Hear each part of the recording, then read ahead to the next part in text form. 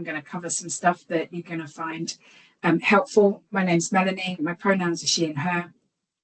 I sit within the corporate EDI team as my day job, and my gay job is I am the chair of the National NHS England Staff Network, LGBTQIA plus network.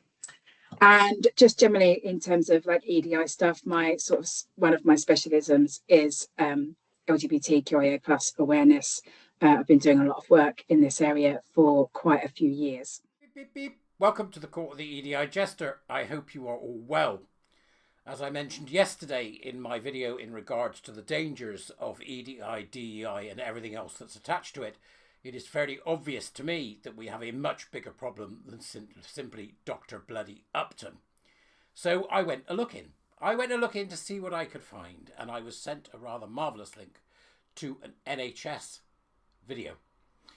I've got this video, and over the next few days I'm going to take a look at it, and I hope you'll join me in that journey because it may prove to be one that is fascinating. What I've discovered is shocking, and it illustrates a complete and absolute capture of the NHS, one that I fear will take primary legislation to put right.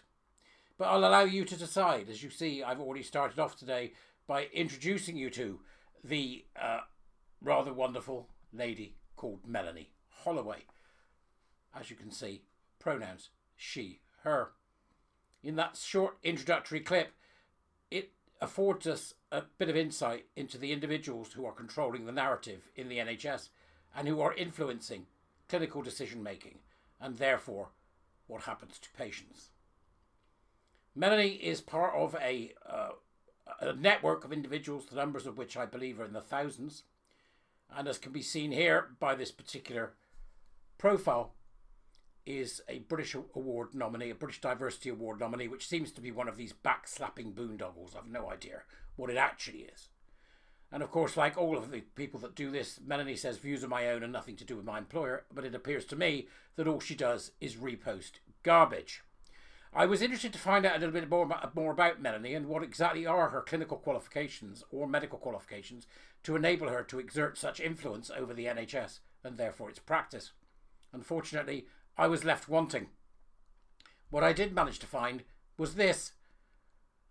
From Rocket Reach, Melanie Holloway holds a BA Honours in Humanities, i.e. this is a literature student, or somebody with a degree in literature, from the University of Hertfordshire.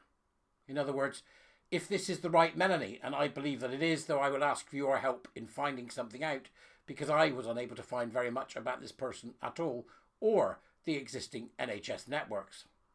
It is the obscurity, the sort of nature of these political and indoctrinating groups within NHS that not much of what they do is public. But thankfully, a video that was sent to me, I now have, has been downloaded and kept for posterity. And it is that I shall be looking at over the next few days. And I hope that you will join me for this series. Melanie is pushing a narrative. Make no bones about it. And I thought that the best thing that we could possibly do was begin by taking a look at what kind of narrative is it that Melanie is pushing. This can be seen, I think, in her tweets. So let's take a look at what tweets does Melanie like? What tweets does Melanie repost, despite her exhortations that she is not doing anything that relates to her employer and her views are her own. Unfortunately, as you will see in the excerpts of the video that I will show you over the next few days, that is simply not true. Let's begin. Melanie Holloway, she, her, reposted. Why are British doctors voting to reject the Cass report, which was an article in the 17th of July, on the 17th of July, by Hannah Barnes. And Hannah had looked at these doctors that were, they were rejecting it because they didn't know what they were doing. But yet Melanie reposts somebody called Sandy here, who says, because they're medical experts and recognise it is a pile of shite. Really? Okay. So Melanie has reposted something which indicates that she thinks that the Cass report is a pile of shite. Is that right, Melanie? The public must know, because this is exactly the sort of thing that she seems to be involved in. We then have Melanie again retweeting from June the 14th on 2024, Equality Amplified, in which they say that they wish to deliver a trans-inclusive ban on conversion practices.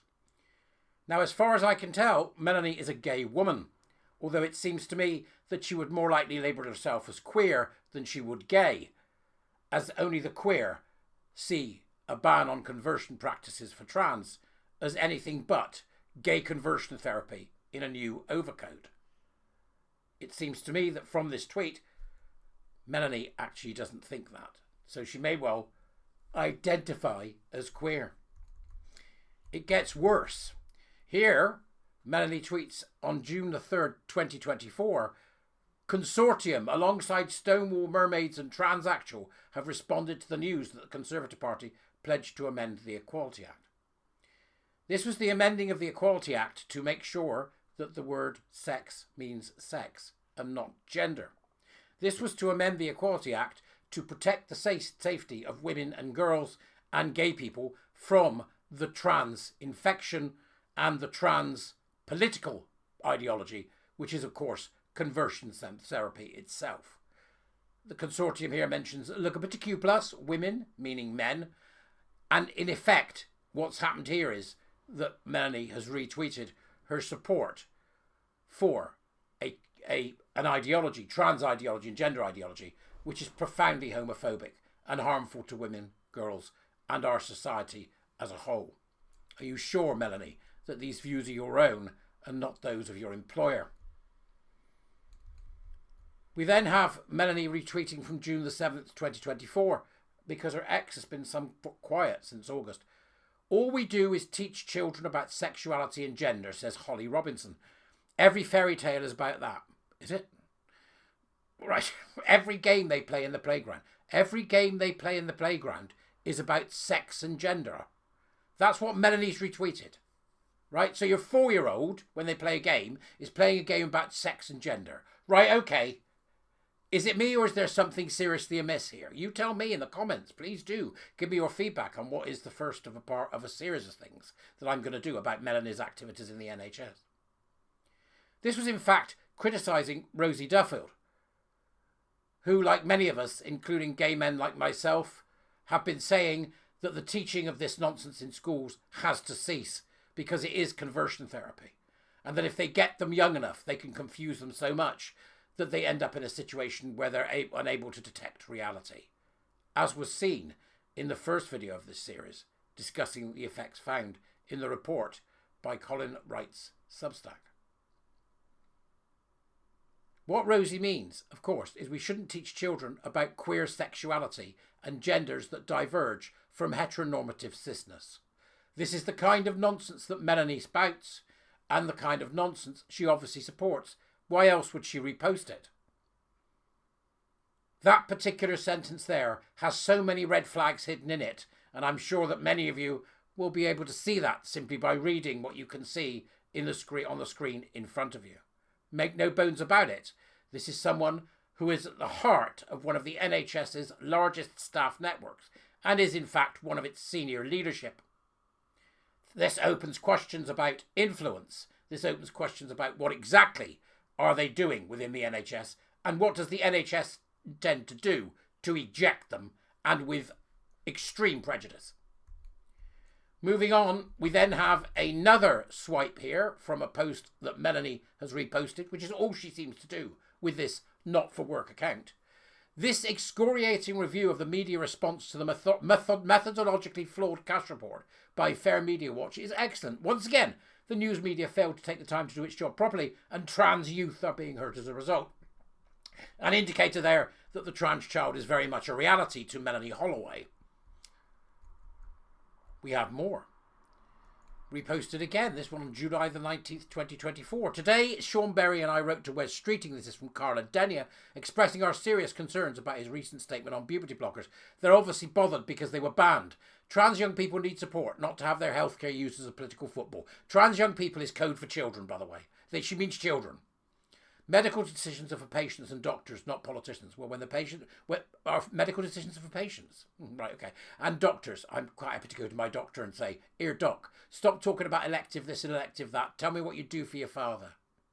Because I want the doctor to tell me, because they're the expert. The problem is, we don't know which doctors are experts anymore, because we've got the like of Upton in his tribunal talking absolute bollocks. Melanie Holloway is behind this 100%. This is a woman with power in the NHS. And somewhere along the line, we have to stop these people. But when will the NHS do that? Your guess is as good as mine. From my perspective, what I say here and now to you is that this is just the beginning of what I've uncovered and what I'm seeing. So please do join me for the further parts of this as I examine the influence of this woman and this network group and what they're teaching people within the NHS. More tomorrow, folks. Don't miss it. I'll see you later. Now, go away. Do your thing. Bye-bye.